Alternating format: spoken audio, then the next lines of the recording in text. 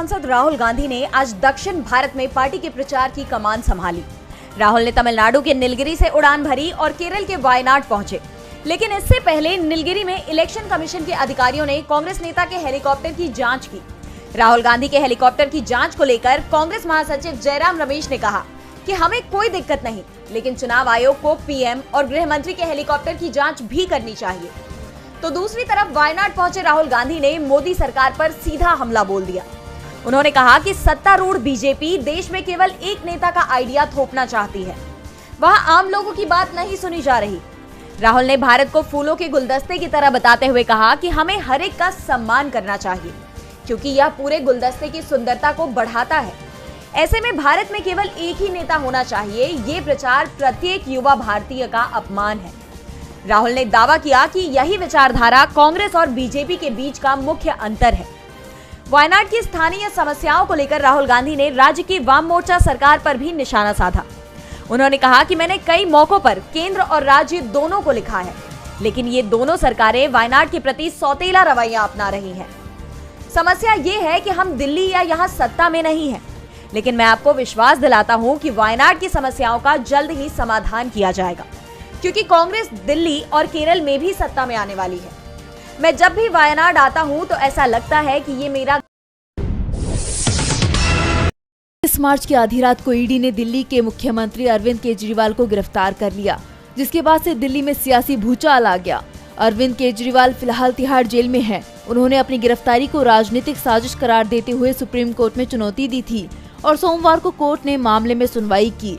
इस दौरान केजरीवाल का पक्ष रखते हुए वकील अभिषेक मनु सिंघवी ने कहा कि मैं कुछ फैक्ट्स सामने रखना चाहता हूं, जो कोर्ट को चौंका देंगे, जिस पर कोर्ट ने ईडी को नोटिस जारी करते हुए 24 अप्रैल तक का जवाब मांगा है।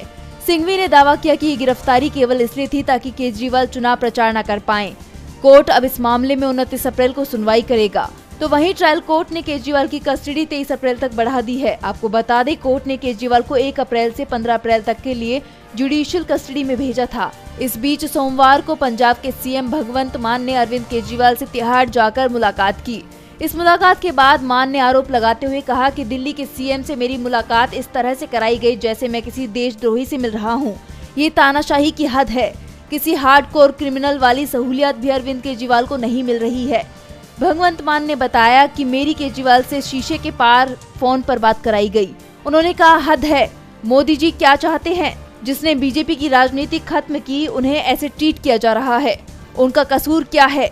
उन्होंने स्कूल अस्पताल बना दिए, यही कसूर है? बिजली फ्री कर दी, यही कसूर है?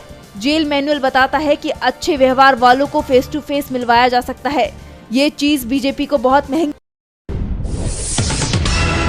लोकसभा चुनाव से पहले बीजेपी को बड़ा झटका लगता दिखाई दे रहा है। चुनाव के कुछ ही दिन पहले जारी हुए सी वोटर सर्वे के आंकड़ों ने बीजेपी को संकट में डाल दिया है।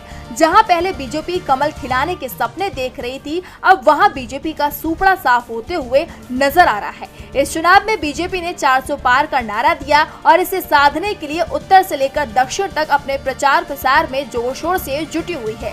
खासकर दक्षिण में पीएम मोदी की रैलियों की संख्या भी ज्यादा रखी गई है, लेकिन बीजेपी की सारी कोशिशें नाकामयाब होती हुई नजर आ रही हैं। सी वोटर सर्वे में पहले तो केरल में बीजेपी का सूपड़ा साफ होता दिखाई दे रहा है। यहाँ राज्य की सभी 20 सीटों पर इंडिया गठबंधन की जीत नजर आ रही है। आपको बता दें कि इससे पहले हाल ही में आए टाइम्स नाउ ईटीजी के सर्वे में भी केरल में बीजेपी 0 से 1 के बीच में ही सिमटती नजर आई। तो वहीं तमिलनाडु में भी एनडीए को एक भी सीट मिलने के आसार नहीं नजर आ रहे हैं, जबकि इंडिया गठबंधन सभी 39 सीटों पर जीत दर्ज कर सकता है। टाइम्स नाउ ईटीजी के सर्वे में तमिलनाडु में बीजेपी को 2 से 6 सीटें मिलने के अनुमान लगाए जा रहे थे, लेकिन सी वोटर सर्वे ने बीजेपी की सारी उम्मीदें तोड़ दी हैं। हालांकि बीजेपी पहले से भी दक्षिण में बहुत मजबूत नहीं थी, लेकिन अपनी कमजोर कड़ी को मजबूत करने की भरपूर कोशिशों में जुटी हुई है। अब उसकी ये कोशिशें कहां तक सफल होती है, अब ये तो चुनाव परिणाम ही